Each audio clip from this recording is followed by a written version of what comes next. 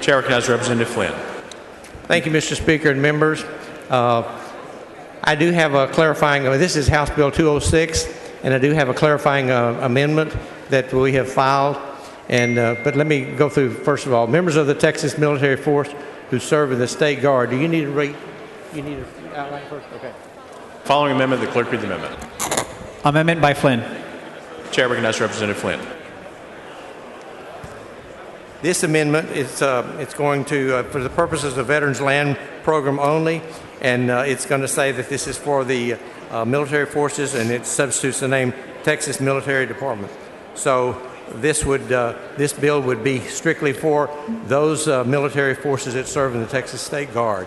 Otherwise, they're ineligible for access to the federal Texas Land Board benefits to the service. The bill provides a meager benefit to some for long years of service. It's not only for benefits, retention, and for recruiting.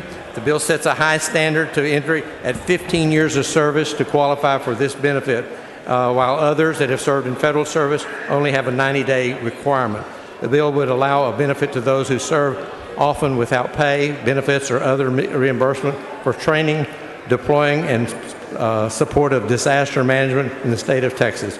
Currently, only approximately 55 soldiers would even be eligible for this benefit if passed. Mr. Speaker. Mr. Leach, for what purpose? Parliamentary inquiry. State your inquiry. Mr. Speaker, I don't mean to sidetrack or derail Chairman Flynn's layout here on second reading, but what would be an appropriate time for me to ask parliamentary inquiries on the calendar rule that we just voted on? Mr. Leach, if you could wait till after this bill, we'll take up your question. Thank you, Mr. Speaker. Mr. Flynn sends up an amendment. It's acceptable to the author. Is there objection? Chair hears none. The amendment is adopted. The chair recognizes Representative Flynn. I will move passage. Members, I move passage. Anyone wishing to speak on for or against House Bill 206? Mr. Speaker, Tinderholt, for what purpose? will the gentleman yield for some questions? Representative Flynn, do you yield for questions? I'd happy yield for a question. Mr. Chairman, what are the requirements to join the Texas State Guard? Basic requirements. Willing to serve the state of Texas, being able to perform all the duties that are responsible for that in their service. They, in the State Guard, we have not only hurricane assignments, tornado assignments, flooding. They have a diver team, swiftwater rescue team, and also they serve along the Texas-Mexican border, and some of them are serving on a regular basis. The DPS, local law enforcement, and the Texas Rangers have all told me, as well as the Border Patrol, they couldn't perform their functions on the state-Texas border without the help of the State Guard. So are you aware that for federal military service that less than 2.5% of American society even qualifies due to physical, mental standards, law violations, education, and age? What percentage of the people does the Texas State Guard turn away? Does the State Guard own weapon systems, and are they an armed force? Do they have weapon systems? You mean does the state of Texas issue them weapons? Yes, sir. They do not. Are they in harm's way on a regular basis when they serve on the Texas-Mexican border? They are.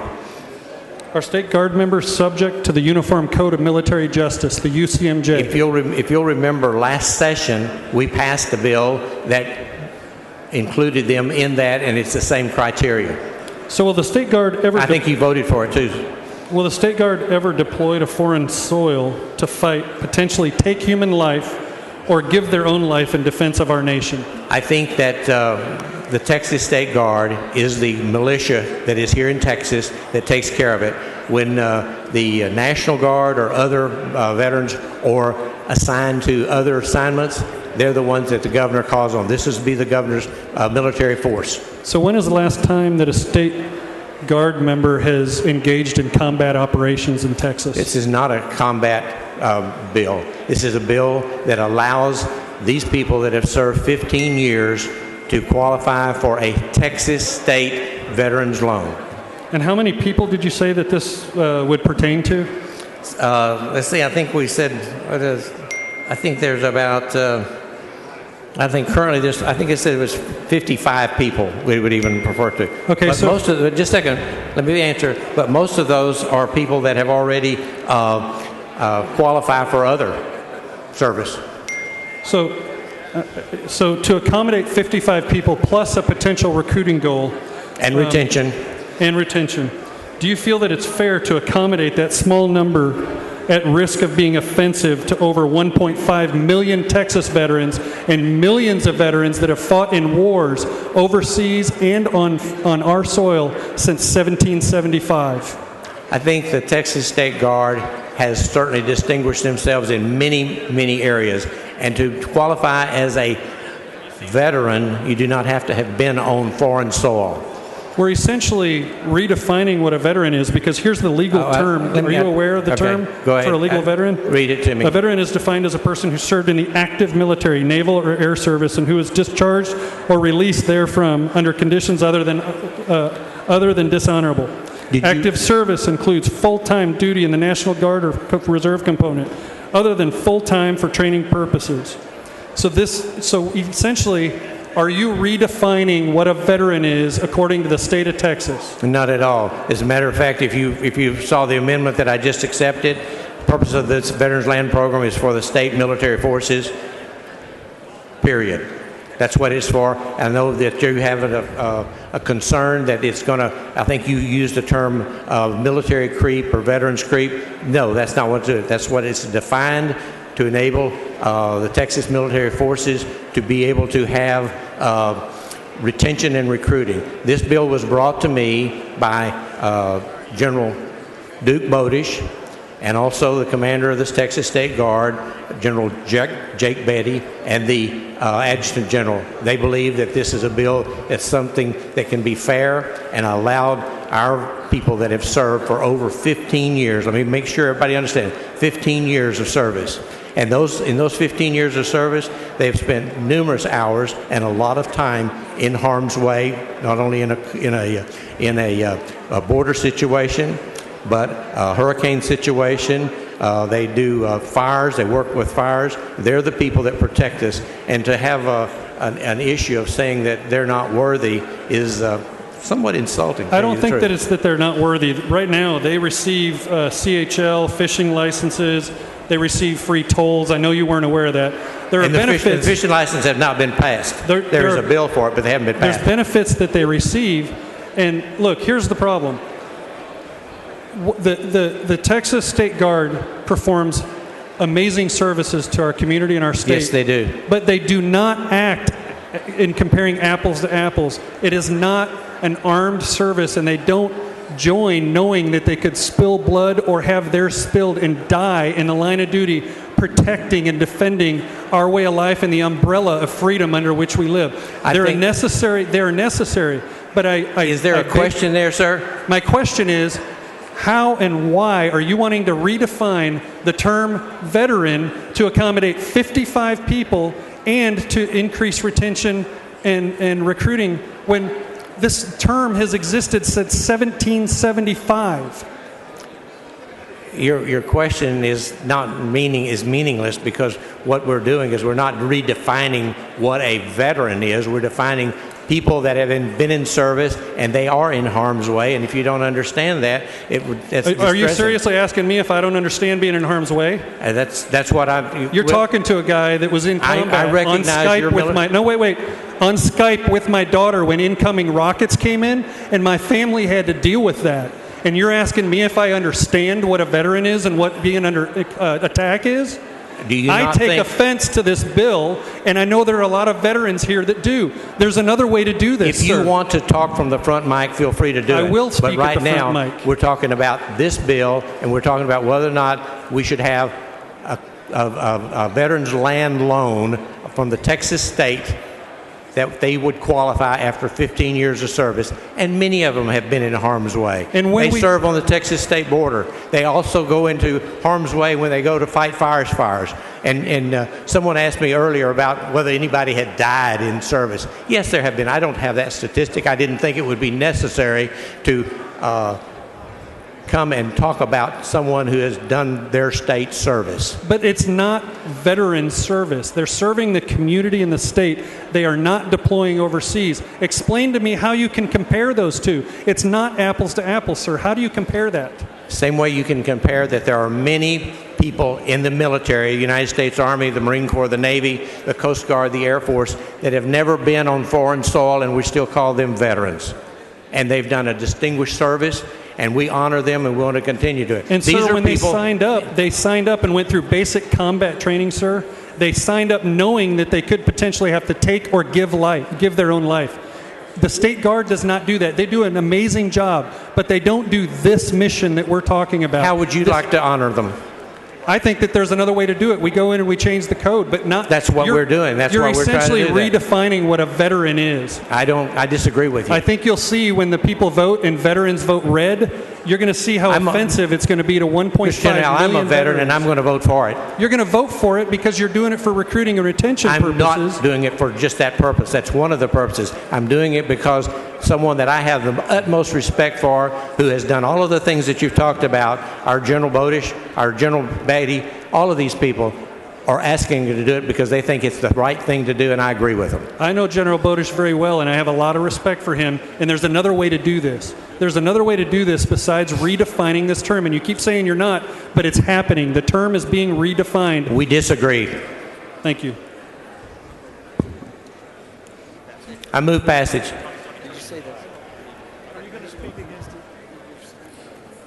Members, we have an amendment being drafted.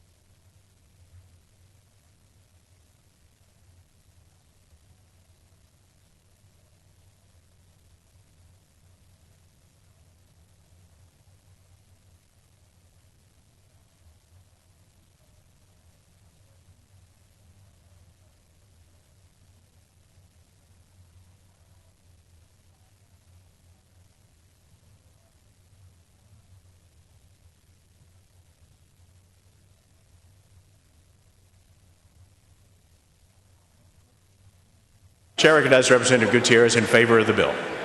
Thank you, Mr. Speaker. Members, I'm going to keep this very short. In 2005, I witnessed Hurricane Katrina and Hurricane Rita. I was on the City Council of the City of San Antonio, where 15,000 people from New Orleans converged in our city in the span of 2 days.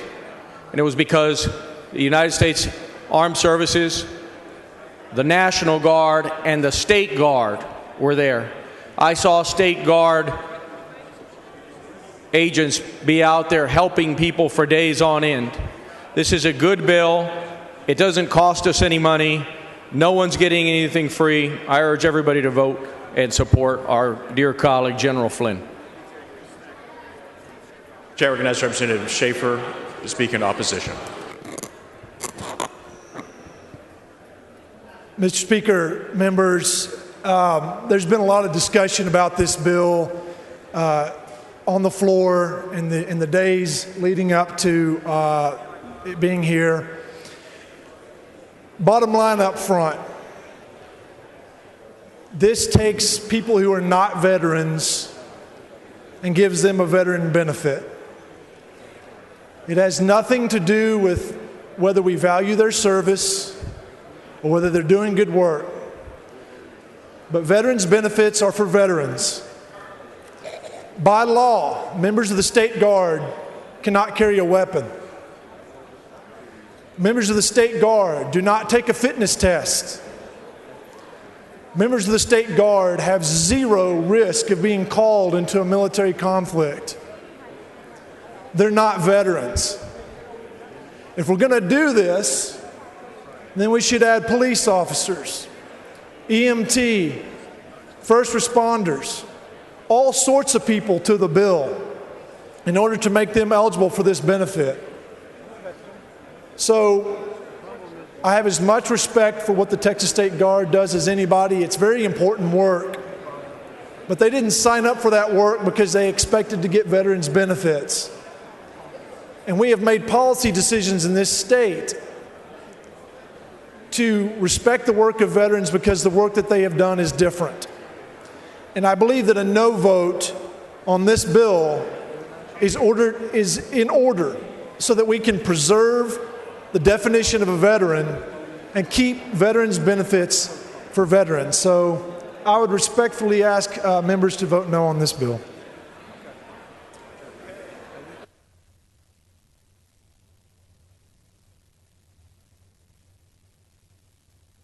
Chair recognizes Representative Tinderholt in opposition. Thank you, Mr. Speaker. Members. Mr. Speaker, can we get order for just one moment, please? The House will come to order. Members, I have the utmost respect for what the State Guard volunteers do. They do a very important and necessary mission. Know that military recruiting centers across our nation have the term Armed Forces Recruiting Center across the front of their buildings. The term veteran in America goes back to 1775, where 10 and 12-year-old young boys were spilling their blood on our soil in defense of our nation. They fought bravely and died on the battlefield in places like Saratoga, Lexington, and Concord. They fought, they lost, and sometimes they won. They suffered, their families suffered. There's several wars, the War of 1812, Harper's Ferry, the Civil War, Spanish-American War, World Mr. War Speaker, I for and what II. purpose? I think this is important. Can we get a little order in the House? The House will come to order. World War I and II, the Gulf War, Somalia, Iraq, and Afghanistan. Soldiers, sailors, airmen, Marines, and Coast Guard members are defending our nation and spilling their blood. I've watched it happen across the globe. America's sons and daughters are dying in defense of our nation. These military members and their family sacrifice. They join with the knowledge that they may have to close in on enemy forces, sometimes in close quarters combat, to kill or take another one's life, possibly give their own life in defense of that umbrella of freedom that we live under. Do State Guard members do this? They do not. We're not comparing apples to apples. However, the State Guard members do a valuable mission, and they do a great job doing it. But redefining the term veteran is unfair to the 1.5 million veterans in Texas and the millions across America. I will never forget my personal family sacrifices while deployed. You heard me talking about being on Skype with my daughter when incoming rockets came and I had to grab my weapons. I had to grab my flak vest and radio and run out of the room. Everyone's yelling incoming, and my daughter listened to 30 minutes of that. I did not know that, but she sat and listened to it because I didn't shut it off. I'll tell you, going on a kill or capture mission at 3 in the morning and you call your wife just to make sure that the last thing she hears from you is, "I love you," because members may not know that they're going to make it home that night. That's a veteran. That's a veteran, and that wife doesn't know at the time why the husband's calling. And I beg to differ that State Guard members do that. We cannot redefine what's been hardwired since 1775. 240 years. Redefining the term veteran to accommodate a few. He said 55. We have 1.5 million veterans in Texas. Taking away the meaning behind the term veteran from millions of military members and their families and their sacrifices. Many who gave the ultimate sacrifice. We need to find another way to do this. We need to do what's right and help the Texas State Guard, but this isn't the way. I beg you and I implore you to vote no on this bill. We cannot, will not, and shall not redefine the term veteran in the state of Texas. Chair recognizes Representative Blanco to speak in opposition to the bill. Thank you, Mr. Speaker. Members, I rise to speak in opposition to this bill.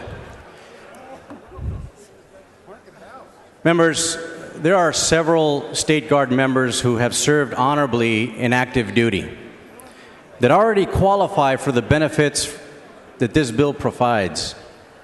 What we're doing here is providing benefits for those State Guard members that have never served on active duty. Now, there's a difference between those who have served on active duty and those that have not, who are currently in the State Guard. I don't want to take away anything that the State Guard does for the state of Texas. They do a magnificent job. But what we're doing is providing additional benefits for those that never served active duty who are currently serving in the State Guard. Now, I share the sentiments of my fellow veterans, Representative Schaefer, Representative Tinderholt, and many other members that are standing with me right now, because there's a difference between serving active duty in uniform, whether it's domestic or overseas. Now, I listened to Chairman Flynn, who I respect very much so, who talked about the border and how related it as a war zone. Nothing could be further from the truth, members. There's a huge difference between Afghanistan, Iraq, and many other conflicts than what's going on the border. I want to make sure that everything we say is clear. Vote no on this bill and make sure that we protect the integrity of the word veteran in this body. Thank you.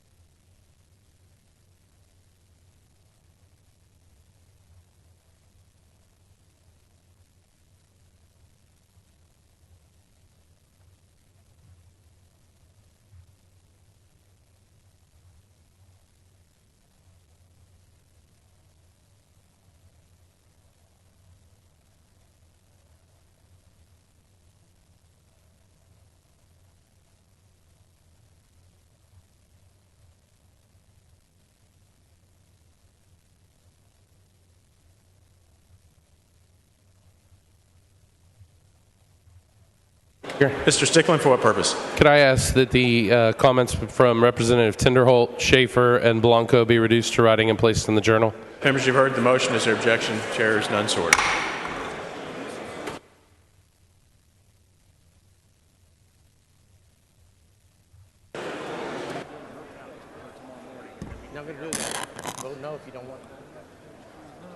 Thank you, Mr. Speaker. Thank you, Mr. Speaker. I move passage. Vote aye. Vote no. Mr. Fallon, for what purpose? Does the gentleman yield for a question? Mr. Flynn, do you yield for a question?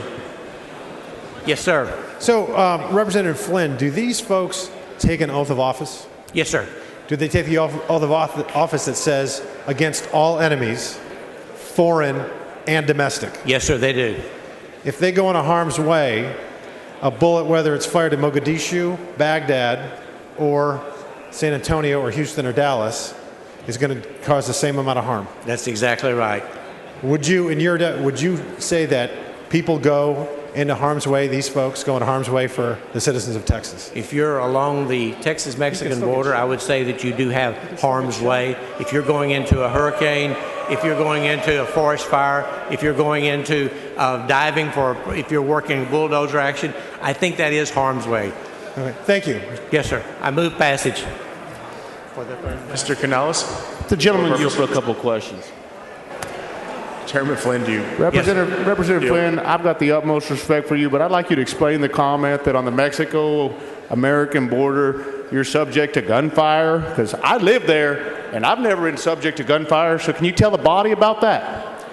No problem at all. If you're there, the Mexican drug cartel has been very dangerous, and there have been incidents where they've had gunfire.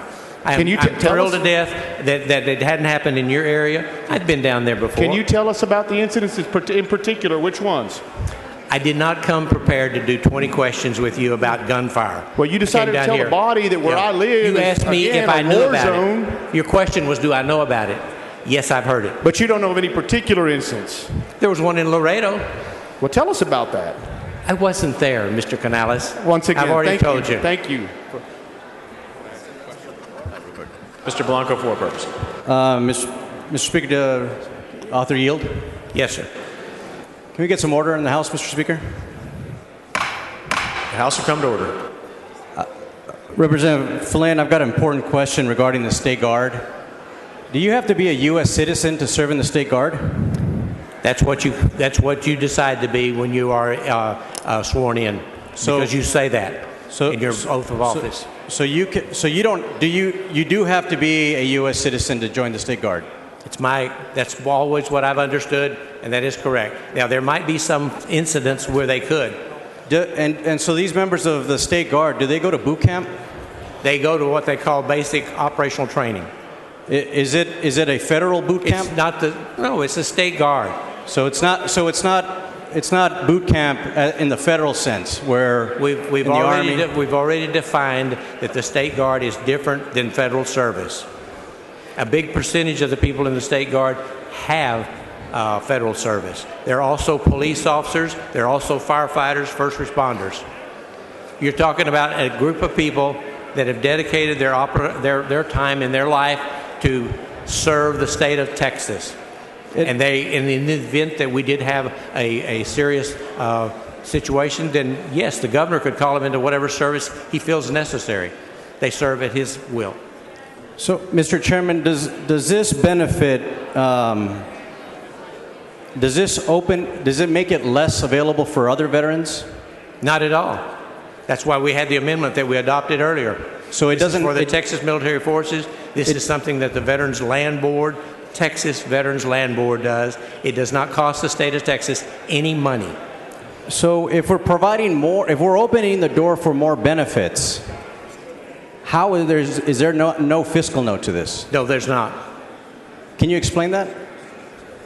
There's no fiscal note. Can you explain how that means there's nothing costing the state of Texas, which is what I said. If we're opening this benefit to more people, can you explain how there's no fiscal note? Because the bonds that are voted on are issued by the Veterans Land Board, or bonds that are repaid by the loan and the interest that's on those loans. So it doesn't cost the state of Texas any money. It's a bill that the Veterans Land Board believes is a benefit to the state. It even actually, when they pay it back, it'll be interest, and it would be plus for the state of Texas. So, Mr. Chairman, if we're including all this other group of people who have never served in active duty to qualify for a veteran's benefit under the state, does this mean that it opens up them to qualify for Hazelwood education benefit? Not in the least. It doesn't mention that at all. Can you explain how it doesn't? It doesn't. Read the bill. Read the bill.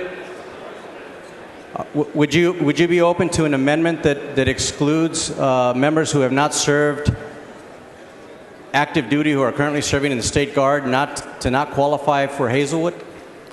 The bill and the amendment already says that it is for those involved in the Texas Military Military Forces program for the State Guard. Let me ask you, Chairman Flynn, how many members of the Texas legislature would qualify for this benefit of those who have not served in active duty? None. None of them have served 15 years. So if this bill passes, you're telling me no state representative or state senator that currently serves in the State Guard would qualify for this benefit? If they have federal service, they would qualify for it. My question is not whether they had federal service. My question is whether or not, if they do not have federal service, do any members of this body qualify for this additional benefit? If they were to serve 15 years. So they will qualify for it then? If they serve 15 years. How many members of this body have served 15 years? None. None? Have you? None. And I would venture to say that there probably none of them online to be able to serve 15 years. So you can guarantee that this bill, doesn't it open up for state representatives and state senators that never served active duty? It is not a benefit for state representatives. It is not a benefit for anyone that serves in that capacity. That's right. What about members? How many members served over 10 years? I'm not advised. You're not advised? Mm-mm. Thank you, Mr. Speaker. Move passage.